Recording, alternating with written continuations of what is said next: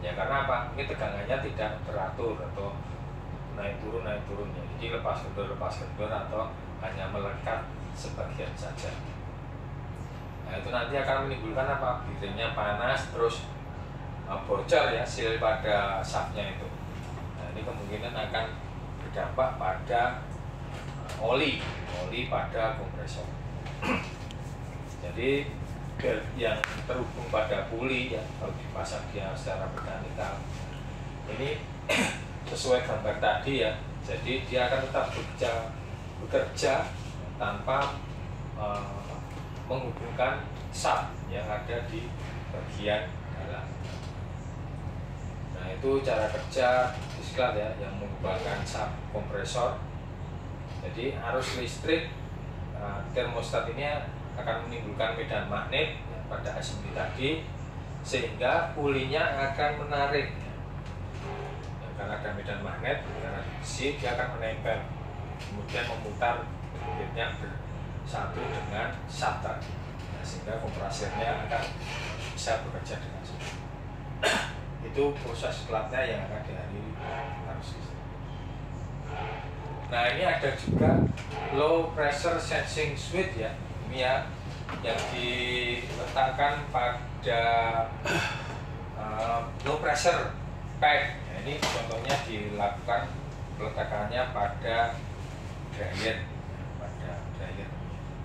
Jadi gambarnya ini yang menunjukkan lapannya ini sensornya ini merupakan low pressure switch ya. Jadi untuk memproteksi sistem dari kerusakan akibat kekurangan oli.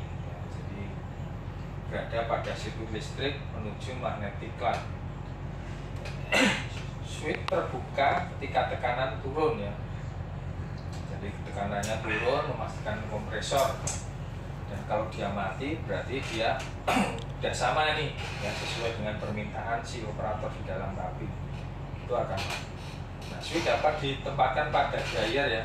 Ya, yang penting yang namanya low pressure itu sebelum kompresor ya, yang section ya, karena ada discharge sama section ya, kompresi sama isap ya, itu. Jadi nanti dia akan tempatkan di sini. Terus head pressure, nah ini biasanya digunakan beberapa mesin ya pada tempat temperatur tinggi ya, untuk menggerakkan tadi seperti halnya termo tadi yang elektrik yang berdasarkan head and pressure. Itu juga nanti bisa menggunakan switch atau reliefnya itu, kemudian menggunakan perangkat elektronik. Nah itu setelah dia menimbulkan medan magnet, dia akan mengirimkan sinyal di pressure switch. Terus tekanan sistem ini akan membuat open ya, atau mematikan kompresor. Ini sama ya, kalau dia ada sisi magnetiknya mengirimkan sinyal kalau elektrik, kalau dia ada switch open dan close nya, dia juga bisa mengontrol pada sistem komponen yang pada kompresor. Nah, fungsinya juga mematikan. Jadi kalau dia udah panas nih atau kelebihan, nah dia tidak akan kompresi lagi. Akhirnya seperti dalam video tadi, kalau dia dikompres terus kan jeblok ya, jadi pipanya bisa pecah kalau kompresor tekanannya. Terus ada relief. Nah ini berarti seperti penggembosan ya. Jadi untuk pengamannya pada valve pressure relief ini yang khusus di model cap ya, dia ada yang namanya relief pressure, biasanya ditempatkan pada kompresor atau receiver dryer. Jadi kita memungkinkan akan terbuangnya ke atmosfer ya jika tekanan di dalam meningkat. Jadi agar tidak menimbulkan pressure yang berlebihan. Contohnya kan pressure kapasitas freon refrigerannya udah tepat nih, tapi ada pengembunan atau ada air masuk ya. Jadi kan kapasitasnya tambah, ini harusnya 1 liter jadi 1 liter sekian, nah, nambah. Makanya dia ada kelebihan. Nah itu harus dibuang. Nah itu ya, itu ada yang namanya pressure relief. Jadi biasanya akan meningkat di atas sini ya, contohnya yang ada di Hexa itu 304.450 kPa ya. Jadi untuk membuka pressure switch ini dibutuhkan tekanan segini. Jadi kalau tekanan dalam sistem tidak segini, dia tidak akan keluar ya. Ini untuk menghindari apa tadi ya, pressure-nya di pompa itu berlebihan, atau mungkin kalau tidak ada itu bisa meledak atau meleduk ya, karena pressure-nya berlebihan dengan pressure. Hal ini dimaksudkan guna menghindari refrigeran dibuang ke atmosfer, makanya dia ditampung ya. Ditampung di beberapa bagian agar tidak terbuang keluar, atau mungkin ada penampung sementara yang nantinya kalau udaranya bebas dia bisa masuk lagi. Jadi ada tempat tampungnya sendiri, tidak ada ke udara luar ya. Itu kalau yang ada di nah, ada pula yang namanya musti indikator. Ini apa tadi nih? Mistur itu apa? Apa tadi? Tadi pagi loh, belum ada satu kali. Ya, indikatornya apa? Uap air ya. Jadi tidak boleh di dalam sistem itu ada yang namanya muster atau uap air. Udara ya tidak boleh. Jadi ini menunjukkan indikator. Nah, nanti warnanya akan berubah ini ya. Di dalam sistem itu bisa dilihat set glassnya. Bisa saja nanti freonnya itu atau rectifier-nya itu di dalam situ set glassnya warnanya pink. Nah, dia bisa tercampur berarti. Jadi kalau sudah dimasukkan chemical di situ ada campur udara atau tidak ketahuan ya. Jadi warnanya akan berubah. Jadi ada gelas pengintai di sini ya. Sering lihat ini ya, gelasnya ada ya. Gelas itu ya, kaca punya. Ada kan? Ada. Nah, itu dilihat di situ. Selain itu dia juga nanti untuk melihat yang namanya kekurangan freon atau tidak. Saya lihatnya kurang atau tidak bagaimana nanti di gelas itu indikatornya. Udah pernah lihat di gelas indikator itu? Belum ya? Biasanya di dekat dryer itu ada ya kalau dia pakai dryer, atau di piping sebelum dryer yang low itu ya. Nah, ini bisa mengukur pengembunan ya. Jadi contohnya di sini disebutkan warna biru menunjukkan sistem dalam kondisi kering dan warna merah mudah menandakan sistem dalam kondisi basah. Nah, ini ya, jadi kalau udah ada kondisi seperti itu kita bisa ambil action nih, apa yang harus dilakukan ya. Karena di dalam itu udah ada kontaminasi atau tidak ya. Jangan sampai nanti udah ada indikator itu dan dikatakan sama saja tapi kita tidak intip atau tidak melihat.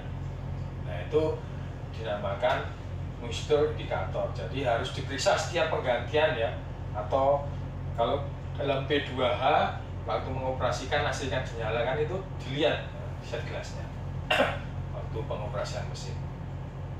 Jadi embun atau muster indikator ini set glassnya di kalau bisa warnanya jangan sampai terkena kotoran ya. Jadi kita bisa melihat warnanya. Jika indikator berwarna biru, nah ini berarti dalam kondisi kering. Tapi jika berwarna merah jambu atau pink ya, atau di dalam sistemnya itu terjadi warna merah jambu, berarti dia terkontaminasi karena air atau jadi ada pengembunan berlebihan. Nah, itu ya. Jadi dia harus dinamakan diisolir atau harus di recovery. Ya. Maka ini harus dibuang. Nah, kalau itu banyak bagaimana? Ya tadi fungsinya penyerapan tadi oleh dryer.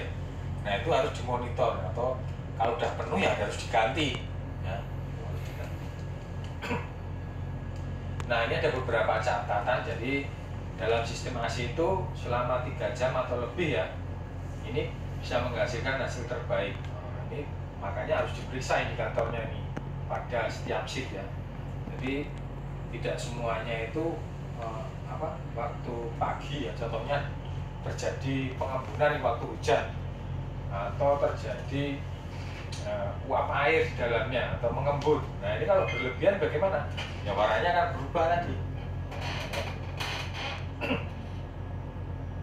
Nah itu namanya electrolytic climate control. Berarti ini untuk mengontrol AC pada cuaca tertentu.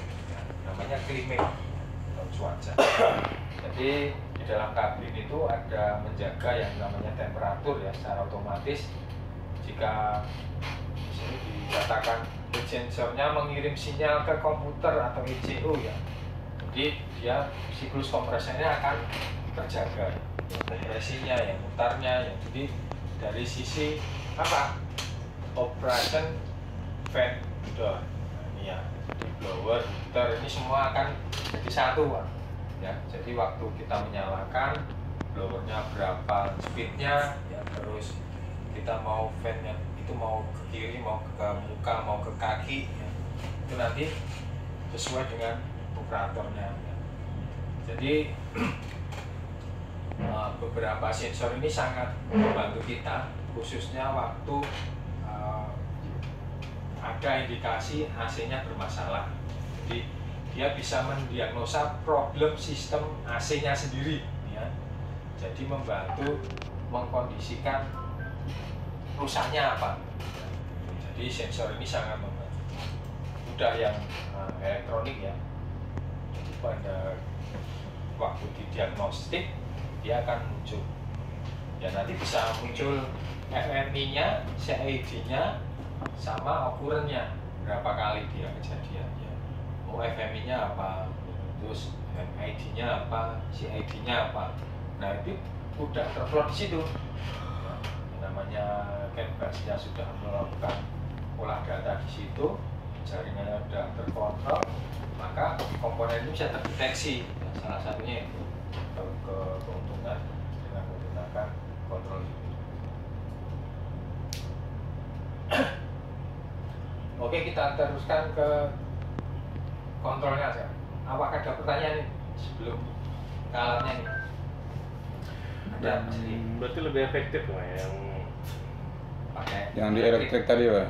Ya, asalkan kemampuan kamu menggunakan tool itu sudah teruji ya, jadi sudah tahu kodenya, alatnya, penggunaannya, sama skematiknya.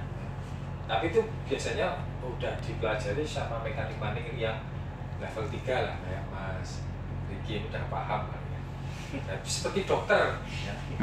Contohnya kalau kita sakit kan didiagnosa itu ya, dia udah tahu Mas sakit panas, panasnya apa. Nggak mungkin tau panas enggak